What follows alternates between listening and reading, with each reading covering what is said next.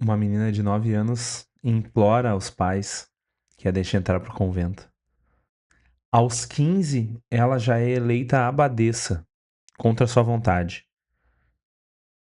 Quando morre, aos 49 anos, o corpo dela simplesmente não se decompõe. Hoje a gente vai falar sobre Santa Inês de Montepulciano, que teve uma vida cheia de situações de dons extraordinários, que quase parece ficcional, mas não é. Eu tô aqui todo santo dia pra gente descobrir juntos todos os santos do dia. Tudo bem aí com vocês? Eu sou o Thiago Lacerda. Esse é o Todo Santo Dia do dia 20 de abril, levemente atrasado. Me perdoem, hoje é dia do aniversário da nossa pequena, da Giana, tá fazendo 3 anos. Então amanhã, um pouco especial pra ela ali. Tive que atrasar um pouco o nosso vídeo. Inclusive, né, vamos falar de Santa Inês de Montepulciano, uma das padroeiras natalícias da nossa Gigica, né? Mas a gente vai falar dela, de tantos outros santos. Vocês sabem como funciona aqui. Se tu acabou de chegar, comenta aqui que tu é novo no canal. Todo santo dia. Agora é assim. Eu já tô aqui há 4, 5 meses fazendo. Todo santo dia. E a gente destaca um santo. Eu explico com mais detalhes a história desse santo. Mas a gente repassa todos eles porque é importante que vocês ouçam o nome dos santos. Vocês minimamente estejam familiarizados. Que se ouvirem falar, vão pensar: eu já ouvi falar dele. Eu sei que ele é, sei lá, da Itália, do século quinto. Enfim, essas coisas aí tem que ficar na cabeça para algum dia Deus usar essa informação, tá? Vamos a Santa Inês. Aqui a gente vai estar falando da Toscana, uma região da Itália. Ali no final do século XIII, a Itália ela é nesse momento um grande mosaico de cidades-estado. Vou ver se eu tenho algum mapa aqui que eu possa mostrar para vocês. Eu tenho que refazer essa seleção dos meus mapas aqui, tá complicado. Especialmente nesse. Eu vou mostrar um mapa só para vocês terem uma ideia. Ele não é da Itália, tá? Mas só para vocês terem uma ideia do que a gente tá falando nesse período. Isso aqui é o Sacro Império Romano Germânico, tá? Vejam, tudo que tá pintado é Sacro Império. Então, toda essa região aqui, inclusive algumas partes aqui da Itália, vocês conseguem ver. E nós temos bem aqui embaixo ó, o Reino de Veneza, Ducado de Milão, Reino da Sardênia. Então, esse tipo de divisão que nós temos aqui, um pouquinho menos dividido, talvez, é o que nós temos na Itália também. Especialmente o norte da Itália é muito influenciado pelos germânicos. Vai ter muito essa relação. É muito parecido a forma. Cada um com a sua cultura, mas a forma como a política acontece ali, de algum modo, é bem semelhante, tá? Então, a gente está nesse contexto de é, muitas unidades, digamos, pouca coesão entre cidades ou entre regiões ou mesmo entre reinos, cidades-estado, muitas delas em guerra entre si ou ao menos naquela tensão política, aquela diplomacia agressiva. Ao mesmo tempo, a gente tem uma época de grande efervescência espiritual. Os dominicanos e os franciscanos estão talvez no seu auge ou no seu primeiro auge. Muitas grandes santas fundando comunidades por toda a parte da Europa, todas as partes da Europa. E aí então, nesse cenário todo, né, de coisas grandes, importantes, lá numa cidade pequenininha chamada Graciano, perto de Montepulciano, no dia 28 de janeiro de 1268, nasce a pequenina Inês, que desde cedo já vai mostrar essa inclinação. Os próprios pais dela relatam isso, né, relatavam essa inclinação natural para a vida de oração, para meditação, e que não era meramente uma coisa de criança imitando adulto. Aqui nós temos 4 meninas e um menino. O Caetano ainda não dá para ver nada, fez ontem 30 dias e não dá para ver de fato ações, vida espiritual, mas as crianças, né, as meninas mais velhas, a gente já consegue ver, elas gostam de ver o que a gente faz, de imitar, de aprender a rezar na missa. E é claro que graças a Deus já vai tendo coisas que são do prazer delas, são da própria vontade delas de fazer, mas muito elas começam imitando, nos vendo e querendo repetir os nossos gestos. E o relato dos pais de Santa Inês de Montepulciano é justamente que eles entendiam que era algo talvez mais profundo, uma vontade genuína já. Aos 9 anos, ela pediu para entrar no convento das irmãs, conhecidas como Irmãs do Sacro de Montepulciano, que era um grupo de religiosas cenobitas, digamos assim, elas não estavam inseridas ali numa grande ordem. É, é bem possível que a gente tenha tido ali um tempo assim de, nossa, não é comum, ainda naquela época também dá pra gente dizer que não é exatamente comum uma criança tão pequena, ela mesma pedir para entrar no convento. No final, impressionados com a insistência dela, eles aceitaram. E logo no início já da vida religiosa, já deu para entender que Santa Inês não era uma religiosa. Não sei se dá pra dizer, não era uma religiosa comum, que na verdade parte da santidade dos santos é ser normal, é ser humano. Mas ela, de fato, na vida espiritual, ela tinha já estava num nível um tanto elevado. Importante, eu falei aqui Santa Inês, tá? Não confundam Santa Inês de Montepulciano, que é uma santa do século XIII, com Santa Inês, a Santa Inês mais conhecida, digamos, né, o que não requer outro, um sobrenome, uma cidade, que é uma santa da época do Império Romano ainda, lá daquela época que eu falo das virgens, das viúvas, tá? Grande santa também, Santa Inês. Mas aqui, Santa Inês de Montepulciano, uma santa já quase 1000 anos depois dessa. Então, a, a maturidade espiritual de Santa Inês de Montepulciano chamou a atenção, tanto que quando um grupo de religiosas quis fundar uma nova comunidade em Proceno, que é uma cidadezinha no Lácio, o Lácio é a região onde fica Roma, elas pediram uma superiora e Santa Inês foi escolhida. Isso era bem comum, tá? Especialmente nesses lugares, nesses grupos religiosos que não tinham uma denominação, digamos. E aí, por denominação, eu não tô querendo falar como igreja protestante, não. Eles não tinham uma espiritualidade específica. Eles não tinham uma unidade hierárquica entre si. Eles estavam todos inseridos na igreja, né? Obviamente, o Papa era o Papa para eles, o Bispo era o Bispo para eles. Eu não tô falando de religião, de sede vacantismo. Não. Eu tô falando que dentro da estrutura religiosa, de vida religiosa, elas eram únicas, digamos, elas eram desparceradas, enfim, eu acho que dá pra entender, né? Então, isso, ontem ainda, acho que eu citei isso, né, sobre outro religioso que era eremita, que foi chamado a ser abade. Ontem ou anteontem falamos sobre isso. E citei, inclusive, a história de São Bento. São Bento, na vida eremítica, foi buscado da vida eremítica para ser abade por conta da sua fama de santidade. Então, como ela tinha 15 anos, ela precisou de uma concessão, de uma dispensa especial do Papa, na época, o Papa Nicolau IV,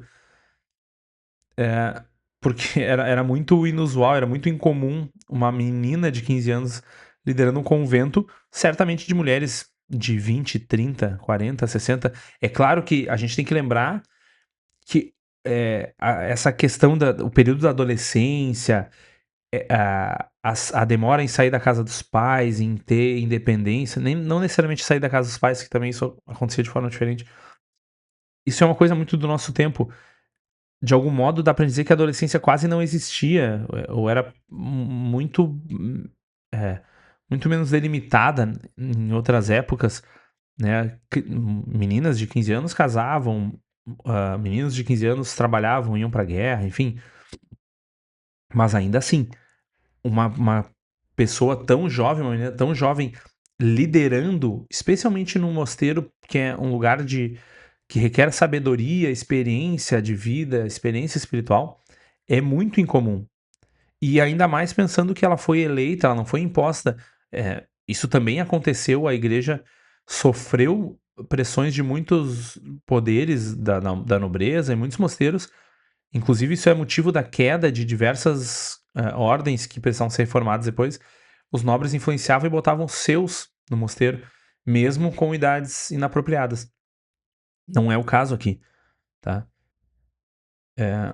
Então, o Papa deu essa dispensa, ela se tornou a abadesa, e os relatos são de que ela realizou essa missão, essa tarefa com grande sabedoria que não teve quem contestasse, não teve quem criticasse, provavelmente mesmo as irmãs que possivelmente sofreram no sentido de tiveram arestas aparadas, não concordavam necessariamente com algum método. A gente nem tem relatos disso, mas natural a gente inferir que haviam. Mas vejam, ela lidava com tanta sabedoria que isso nem surgiu, isso não ficou pra história. Só que o coração de Santa Inês estava em Montepulciano, tá? E aí, em 1306, os cidadãos da cidade pediram que ela voltasse para fundar um novo mosteiro, e ela voltou. E aí um detalhe, o terreno oferecido para o convento era um local que antes funcionava como uma casa de prostituição, como um prostíbulo. Santa Inês aceita, transforma aquele antigo lugar de bordel num convento dominicano, e aí então ela está inserida de fato numa ordem religiosa.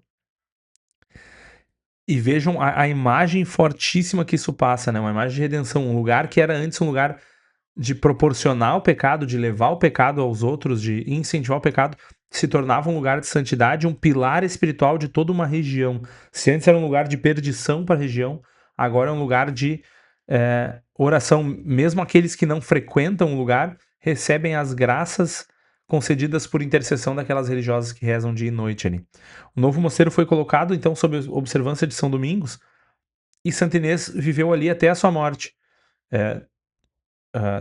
Dando o exemplo de vida ali do que o próprio Martirologio chama de verdadeira humildade. E nesse período, os milagres sob Santa Inês de Montepulciano são muitos. E são impressionantes. Multiplicação de pães, assim como as de Jesus no Evangelho, recebeu a comunhão de anjos durante 9 domingos seguidos, dom de levitação durante a oração, aparições marianas que, inclusive, segundo os relatos, Nossa Senhora permitiu que ela segurasse o menino Jesus nos braços. Imaginem a cena, imaginem o êxtase, imaginem que grande graça isso. Esse episódio, inclusive, é um dos episódios mais representados da vida da santa. Santa Inês, então, adoeceu gravemente nos últimos anos de vida. Durante o tratamento, os relatos dizem que ela ressuscitou uma criança afogada, ou seja, os milagres persistiram até o final da vida dela. E que no local onde ela foi tratada brotou uma fonte de água que seguiu curando muitas pessoas. Ela morreu no dia 20 de abril de 1317, aos 49 anos. E quando abriram seu túmulo anos depois, encontraram o corpo incorrupto, perfeitamente preservado. Perdão. Hoje, os seus restos estão numa igreja dominicana em Orvieto. Ela foi canonizada pelo Papa Bento XIII em 1726. Já posteriormente, durante todo esse tempo, quase 4 séculos entre a canonização e a morte dela, entre a morte e a canonização, ela já foi tratada localmente pelas religiosas dominicanas como uma grande santa, até porque em vida ela já tinha esses dons, né? Mas ela não é a única santa de hoje, lembrem, né? Sempre tenho que lembrar isso, porque nós vamos falar também de tantos outros santos. Nós temos um Papa hoje, que inclusive recebeu São Policarpo, uma história muito interessante em Roma. Temos mártires ingleses, temos mártires da Segunda Guerra Mundial. Só antes de começar a falar sobre eles, eu vou te lembrar de deixar o teu like aqui, de te inscrever no canal. Se tu gosta desse conteúdo, se tu acha que ele tem que chegar muito mais longe, compartilha ele, fala sobre ele com seus amigos. E se tu puder, aponta o teu celular para esse QR Code ou no link aqui embaixo, ou com a chave de Pix aqui embaixo. Tu pode ser um colaborador mensal, escolher um valor aí que vai ficar saindo do teu cartão todo mês para tu ajudar, ou fazer uma colaboração pontual por Pix para contribuir com os equipamentos, com os serviços necessários, com as assinaturas necessárias, né? Tudo que puder ajudar a produzir mais conteúdo não só por Todo Santo Dia, mas para o Hub Católico como todo, Patrono, Diário de Paroquiano de Aldeia, tudo que está surgindo ainda no Hub, vai ser muito bom receber tua ajuda. E claro que a tua oração é o mais importante de tudo. Reza por mim, reza pela minha família, reza pela nossa Gica, Giana, que está de aniversário hoje, fazendo 3 anos. Reza por esses projetos todos, para que nós possamos atingir mais gente, levar a vida dos santos a mais gente. Reza por essa comunidade, pelas pessoas que já estão aqui, que já acompanham. Coloca, por favor, nas tuas orações diárias. Vamos então à nossa lista dos santos de hoje. Eu me alonguei bastante Santa Inês de Montepulciano, porque é uma santa de devoção nossa aqui de casa, né, por causa do aniversário da Gica. E porque é de fato uma santa de grande. Uma história muito bonita, muito boa de se trazer. Eu vou tentar ser um pouco mais breve aqui, tá? Me perdoem o prolongamento.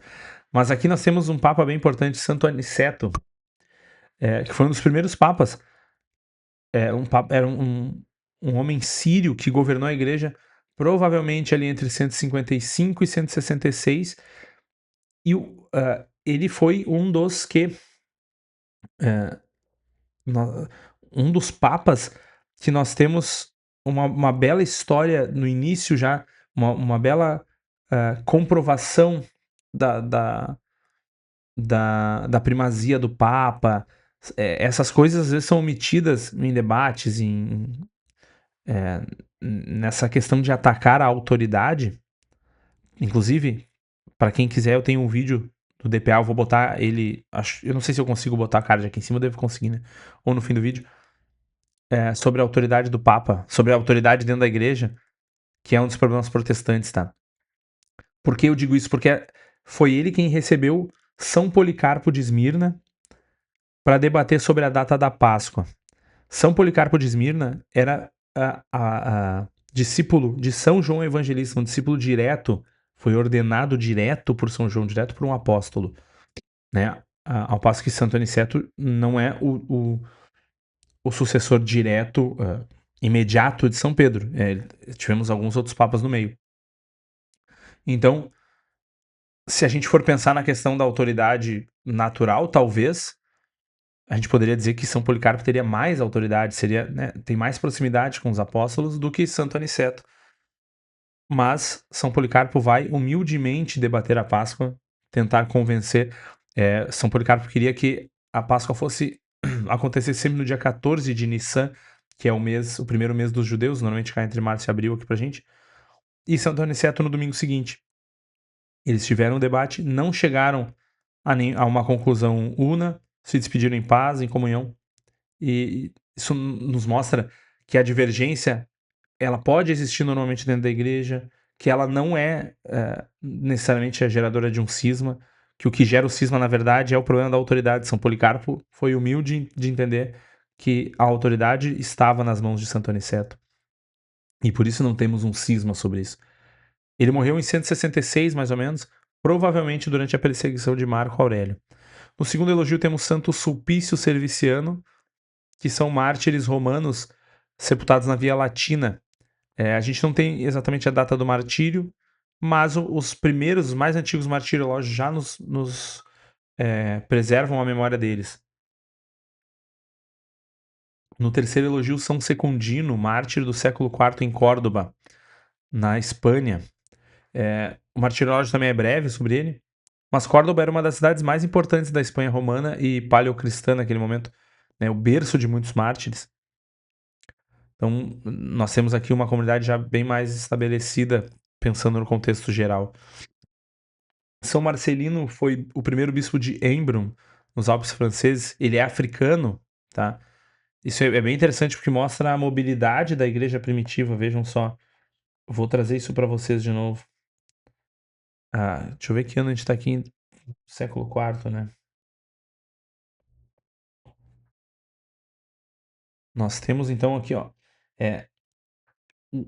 A igreja dentro do Império Romano, ela gozou dessa possibilidade de desses trajetos, tá? De cruzar o mar Mediterrâneo, de adentrar o Adriático, de adentrar o Egeu. Então, todas essas movimentações elas foram possíveis pela pela gestão que regia, que era do Império Romano. Ainda que, obviamente, o Império Romano tenha feito tantos mártires, eu não estou aqui transformando o Império Romano em herói ou em santo, mas estou dizendo que existem características do Império Romano que propiciaram com que a igreja evangelizasse. Tá? Então é bem interessante que a gente veja isso. Nós temos aqui o primeiro bispo de uma diocese francesa, é um bispo africano.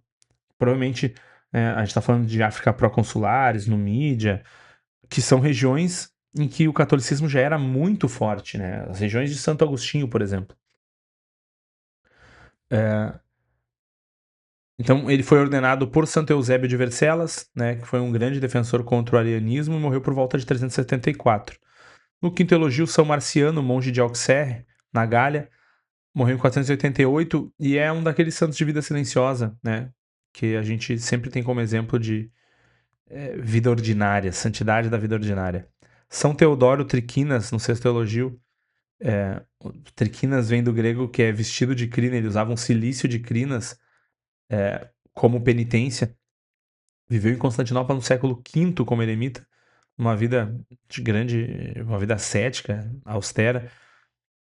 E o próprio nome dele, que vem da penitência que ele realizava, já nos mostra o tipo de vida radical que ele vivia, né, da radicalidade do evangelho, a radicalidade da penitência. No sétimo elogio, Santo Anastácio de Antioquia, bispo de Antioquia da Síria, assassinado por sicários em 609, durante o reinado do imperador Focas, que foi talvez um dos piores imperadores bizantinos, chegou ao trono por um golpe. Santo Anastácio pagou com a vida por se opor a esse regime. Vejam mais uma. Aqui nós já temos, um século e pouco depois da queda do Império Romano do Ocidente, nós já temos os atritos entre bispos e imperadores bizantinos, ainda que, teoricamente, o catolicismo fosse a religião oficial. Santa Helena de Laurino, uma virgem italiana do século VII, se retirou para um lugar deserto e se dedicou inteiramente aos serviços religiosos e dos enfermos. Aqui temos mais um exemplo de vida escondida em Deus. São Vião, um bispo da Frísia. A Frísia é o norte ali da Alemanha. Foi enviado pelo imperador Carlos Magno como abade aos saxões. Também, tudo ali a gente está falando de regiões muito próximas, tá? Saxônia, Frísia. Vou mostrar para vocês aqui. A Frísia hoje é mais ou menos como se fosse ali na Holanda, por volta da Bélgica. Ó, vejam aqui. Aqui é a região dos frísios e aqui dos saxões. Ó, aqui os ângulos. Então, ele era dessa região, foi enviado para cá, tá? Ele morreu em 1804, depois de muita dificuldade na evangelização desses povos, e foi um grande bispo missionário, tá? Nós temos diversas ondas de bispos missionários aqui. Eu já falei, podem voltar na playlist, eu já falei muitas vezes sobre essa questão, né? Mas aqui são os grandes bispos missionários do norte que vão ao norte da Europa. No décimo elogio, o beato Geraldo de Sales, um cônego regrante que se tornou eremita, viveu em pobreza radical. E como tantos grandes eremitas, ainda que buscasse a solidão, atraía tantas pessoas por conta da sua santidade. Morreu em 1120 e formou numerosas casas de cônegos regrantes no território de Poitiers. Apesar de ser um eremita, as comunidades buscavam ele fundava as comunidades e deixava eles, né, vivendo ali. Buscava novamente a sua vida eremítica. Beato Domingos Vernagali foi um presbítero, um sacerdote camaldulense de Pisa, que construiu um hospício para os órfãos. Aqui um santo de caridade concreta, né? De obras mesmo, de obras caridosas. Morreu em 1218. Santa Inês de Montepulciano é o 12º elogio. Já vimos grandemente sobre ela. O Beato Simão de Todi foi um frade agostiniano, morreu em 1322, que dedicou a vida a instruir os jovens, especialmente os jovens, em Bolonha, que era uma das grandes cidades universitárias, talvez uma das primeiras universidades, a de Bolonha, acho que tem algum debate sobre qual é a primeira, mas Bolonha está, né, nesse páreo. Aqui nós temos então 2 elogios, 3 elogios, 4 elogios, 5 elogios de mártires ingleses, em períodos diferentes, tá? Nós temos os beatos James Bell, John Finch, Richard Sargent, William Thomson, que foram martirizados em 1584, tá? Depois, em 1585, Maurice MacKenzie, que era um sacerdote irlandês. No Elogio 17, em 1593, nós temos um outro sacerdote, que é o beato Anthony Page. Mesma questão, todos eles ali mortos por serem sacerdotes ou por serem católicos, tá? Aqui nós temos, todos eles eram sacerdotes. James Bell era sacerdote. John Finch é o único até agora que eu falei que era leigo, tá? Era um pai de família. Provavelmente morreu por ajudar sacerdotes, por se declarar católico publicamente. Aí, depois, já no período mais posterior, na virada do século, em 1602, nós temos Francis Page e Robert Watkinson, ambos jesuítas. Os dois jesuítas? Não, na verdade. Isso. E Robert era padre apenas 30 dias, tá? Foram mortos também no patíbulo de Tyburn em 1602. A beata Clara Bossata, no 19º elogio, uma virgem italiana, que fundou o Instituto das Filhas de Santa Maria da Providência, com auxílio de São Luís Guanella, grande fundador, também do período dos fundadores aqui. A gente mora muito próximo a uma paróquia guaneliana. Eles têm uma obra fantástica, um grande santuário, uma vida espiritual muito intensa. Ela morreu em 1887. E por fim, o nosso último elogio é do beato Anastácio Pankiewicz, que foi morto em 1942 em Dachau. Ele que era um frade franciscano polonês, tá? Deu testemunho de fé, inclusive, dentro do campo de concentração. Esses foram os nossos santos de hoje. Tivemos muitos santos. É uma santa de uma história muito boa, né? Levei tempo para contar. Me contem aí. Gostaram da história de Santa Inês de Montepulciano? Já conheciam? Teve algum outro santo que te chamou a atenção? Tocou teu coração? Que tu identificou? Talvez alguma coisa da tua história? Algum desafio que tu vem enfrentando e que pode ser relacionado a algo que algum desses santos viveu? Ou seja, pode pedir intercessão dele por isso? Me conta aqui nos comentários. Não esquece de deixar o teu like, te inscrever no canal, muito importante. E se tu puder, de colaborar aqui no QR Code. Te espero amanhã para mais um Todo Santo Dia. Tchau.